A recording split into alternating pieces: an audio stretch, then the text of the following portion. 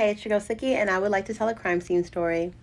So, one of my first scenes that I had to do was a double homicide with two young teenage black boys. They were about 17, 18 years old. The boys were gunned down by an opposing gang. They were chased through a neighborhood and shot at as they were running. And as they were running, they were knocking on people's doors to see if, somebody would let them in to get away from the gunshots.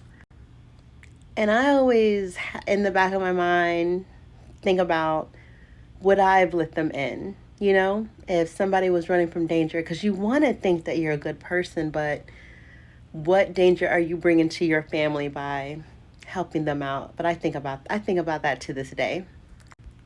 The gunshots were flying through everywhere. They were going across children's cribs. They were going through living rooms. Like, they were just flying. Thank goodness it didn't hit anybody else, but the two boys were gunned down.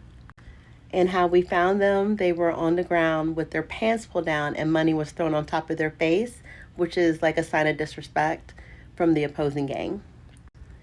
So the first thing I had to do on the scene was do metal detector. I am swinging the hell out of this metal detector. You hear me? I am thinking I'm going to get me a TV show. I'm doing the damn thing with this metal detector. One of the supervisors comes over and he's like, so that's not on, right? Like, you understand that it's not on? I said, of course. I was just seeing if y'all knew that it wasn't on. I was trying to see what took y'all so long, you know. Anyway, so after I turned it on, I finished dealing with that, and then I go to the young boys to do a gunshot residue kit on their hands. As I'm doing the kit, a another cop comes behind me and he starts just talking. He says, "Well, it's a good thing that they're gone now. Don't have to deal with that gang trash no more." Like, he's saying, it's a good thing these gangs are taking each other out. It's a good thing that we don't have to deal with them because they would get worse as they got older. Like, all this stuff, right? Which was not going to fly with me. I don't know who the hell he thought he was talking to. So I stood on up and I was like, first of all, these are teenagers. And the fact that you're okay that their lives are gone is disgusting. Also, at any point, they could have chosen something different. They could have decided they wanted something different from themselves and got out of the life. And the fact that you are okay that they no longer have that choice is also disgusting. I don't know who the hell you thought I was. But let me just tell you, a young person's life going like this is horrible, no matter what the circumstance. Why do people get in the jobs that they get in? Is it because like they go in with like the best expectations and then life just gets them?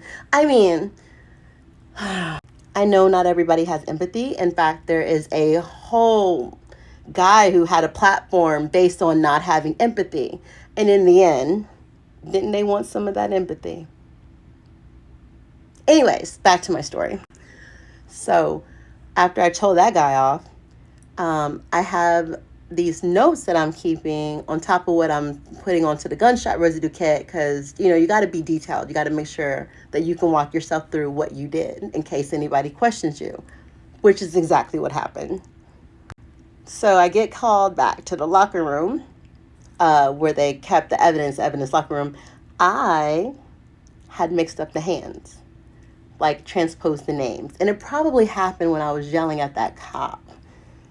God forbid a girl tries to do two things at once.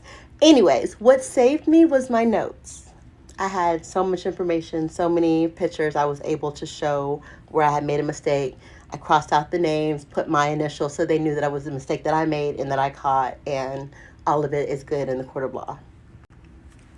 Teenagers, kids, and old people were always the hardest scenes for me, especially old people. Gosh, because it's like, dude, you had 8 kids and not one of them has checked on you in 10 days.